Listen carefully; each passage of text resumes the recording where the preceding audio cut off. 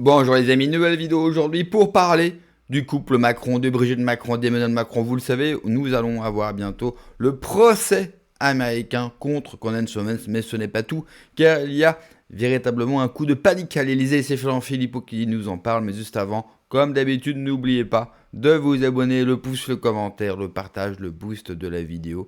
La chaîne resubit un shadowban, donc vraiment je compte sur vous, sur ces petits gestes. Je vous remercie pour l'accueil du premier numéro d'une nouvelle émission que vous allez retrouver une fois par mois, le dimanche à 18h avec Mike Borowski. Et rassurez-vous, pour ceux qui n'ont pas vu le live, vous allez pouvoir le voir dans des parties coupées de 15 minutes toute la semaine, tous les soirs à partir de 19h dans les conditions du direct. Je remercie aussi tous les donateurs et je remercie tous ceux qui m'ont rejoint sur Patreon.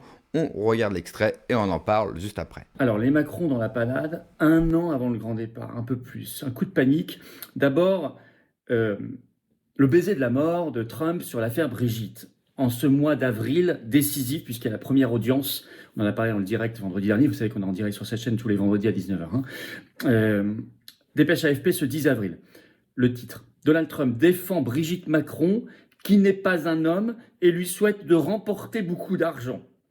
Parce qu'il a écrit ça sur son réseau Truth Social ce 9 avril.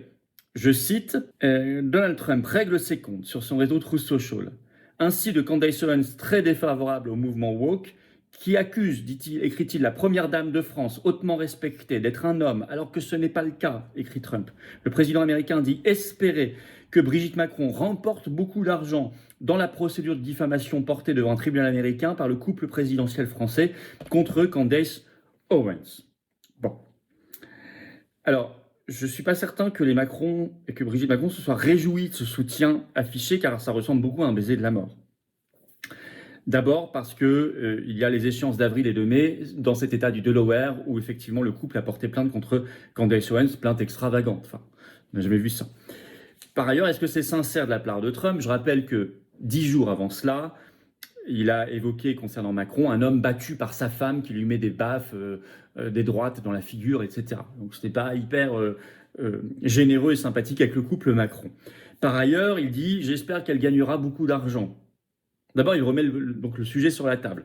Deux, il dit au moment où il y a ce procès, et donc ça peut donner le sentiment d'une pression sur les juges, d'une intrusion dans une affaire judiciaire. Et donc c'est jamais très bon pour les plaignants, ça. Ensuite, il parle de cupidité. J'espère qu'elle gagnera beaucoup d'argent. Et c'est vrai que ça rappelle qu'effectivement, les Macron ont demandé des dizaines de millions de dollars de dommages et intérêts contre Candace Owens. Donc ça donne un sentiment très cupide. Et ça, les Macron, je pense, aimeraient bien qu'on n'en parle pas trop en France. Bah, boum, Trump met le sujet sur la table. Et puis il avait écrit ça le jour où Macron rendait visite au pape Léon XIV au Vatican. Donc c'est quand même tout à fait spécial. Donc ça, c'est pas très bon en ce mois décisif pour leurs affaires judiciaires aux États-Unis d'avril pour le couple Macron. D'autant qu'il est lâché par absolument tout le monde au même moment à l'Élysée. Vous avez une grande enquête qui est sortie dans Le Monde ce 10 avril. Le titre, Une vague de départ à l'Élysée à 1 an de la fin de la présidence d'Emmanuel Macron.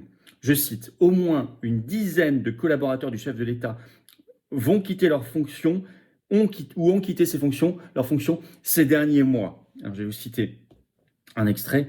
La dissolution de l'Assemblée nationale en 2024, en privant Emmanuel Macron de ses marges de manœuvre sur le plan intérieur, a dévitalisé la fonction de conseiller.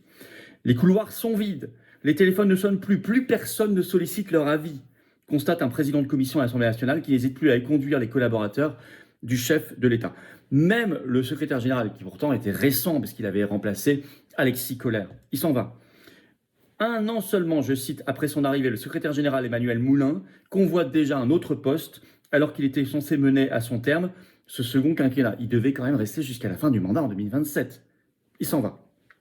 Même son directeur de cabinet, donc vous voyez, c'est des postes absolument stratégiques. Il s'en va, je cite, et seulement après 5 mois. Après 5 mois passés rue du Faubourg Saint-Honoré, donc à l'Élysée, le directeur de cabinet d'Emmanuel Macron, Georges-François Leclerc, prépare lui aussi ses cartons. Ce préfet, proche du ministre de la Justice Darmanin, s'est effrayé un chemin dans le cercle rapproché du chef de l'État fin octobre 2025. Mais la greffe n'a jamais vraiment pris entre ce haut fonctionnaire la réputation d'homme clivant, pouvant piquer des colères terribles et les collaborateurs de l'Élysée. Il s'en va après 5 mois. Autre départ, euh, départ des 2 secrétaires générales adjointes, ce sont 2 femmes, qui s'en vont également. Donc le secrétaire général, ces 2 adjointes s'en vont, le directeur de cabinet, tout ça avant le terme prévu. Alors on pourrait se dire, oui, mais il est en fin de mandat. Oui, oui, il y a classiquement en fin de mandat, surtout quand on ne peut pas se représenter, bien sûr, des départs. Mais là, insiste cette enquête, et ils ont raison.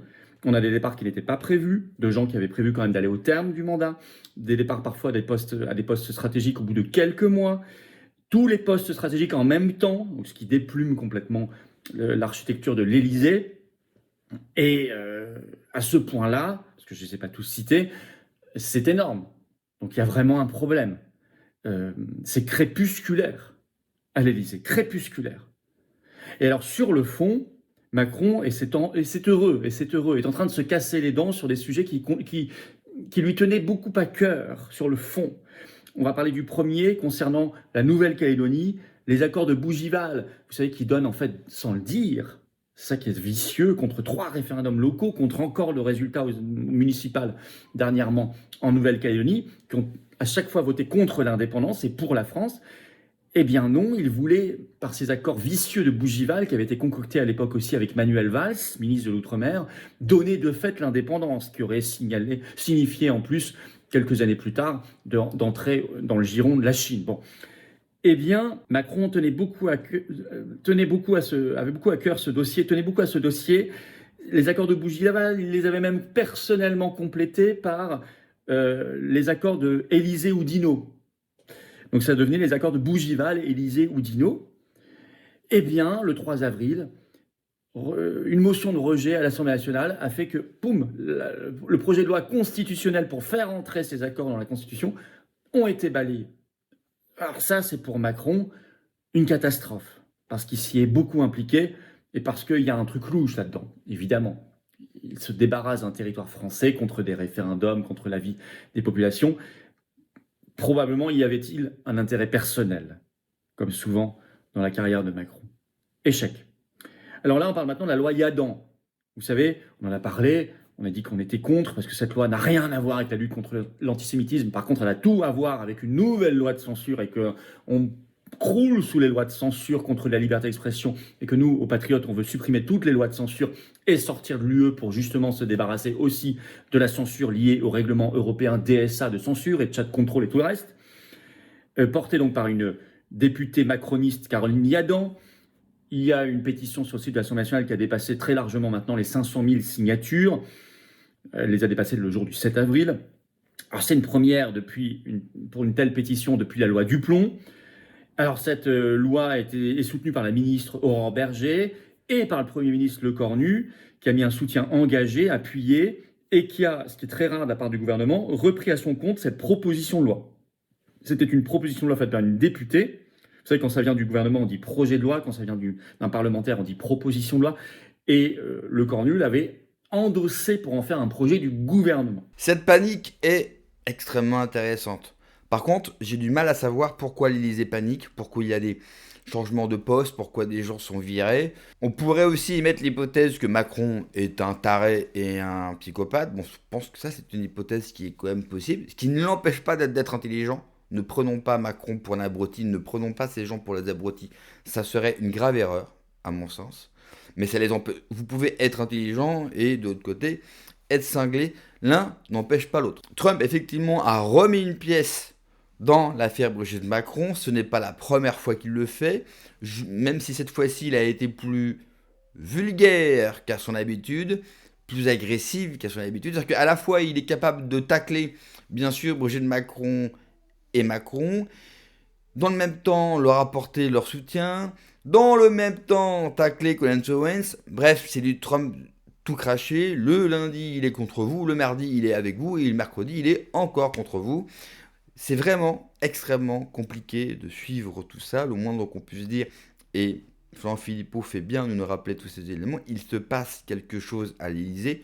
Que prépare-t-il ? Généralement, quand ça bouge beaucoup, quand on change les hommes, soit il y a une fracture, ou alors vous préparez quelque chose et vous voulez mettre en place des gens qui vous seront fidèles quand vous allez mettre justement un plan en place pour que rien ne bouge. On sait que Macron rêve d'un troisième mandat. il n'en a pas fini avec la France.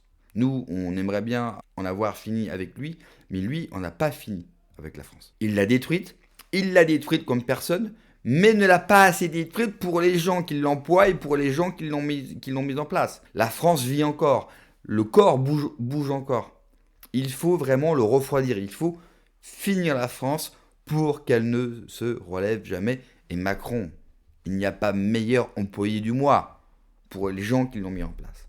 Et je pense que derrière cette manœuvre, toutes ces manœuvres, toute cette panique, il se passe quelque chose. Et ce que l'on peut affirmer, c'est que la chose qu'ils préparent, et on ne sait pas, peut-être qu'ils n'y arriveront pas, mais en tout cas, elle ne sera pas bénéfique pour nous. C'est encore nous qu'allons manger une couleuvre. Et j'ai bien peur qu'encore une fois, nous n'aurons pas de réaction des Français si jamais ils essayent ou ils tentent quelque chose. Quelque part, c'est le plus dramatique. Parce que le pays bouge encore, il y a encore quelque chose. Il y a encore une flamme, évidemment. Il y a encore ce génie français. Mais son peuple, collectivement, ne réagit plus. En tout cas, 2026 est une grosse année politique et elle n'est pas finie. Et 2027 s'annonce déjà comme un très grand cru, politiquement parlant, c'est-à-dire que ça va bouger énormément maintenant à voir ce que les gens vont faire par rapport à tout ce qu'ils vont essayer, tenter de mettre en place. Merci d'avoir regardé la vidéo les amis, comme d'habitude. N'oubliez pas de vous abonner, le pouce, le commentaire, le partage, le boost de la vidéo. Prenez soin de vous, que Dieu vous protège. Allez, ciao.